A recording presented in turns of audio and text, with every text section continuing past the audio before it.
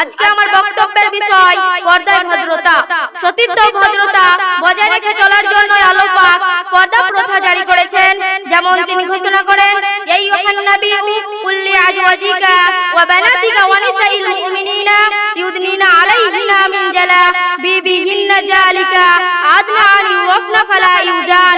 অর্থ, হে নবী, আপনি আপনার পতিগণকে ও কন্যাগণকে এবং মুমিনদের স্ত্রীগণকে বলুন তারা যেন তাদের চাদরের কিয়দাংশ নিজের উপর টেনে নেয়, এতে তাদের চেনা সহজ হবে, ফলে তাদের উক্ত করা হবে না।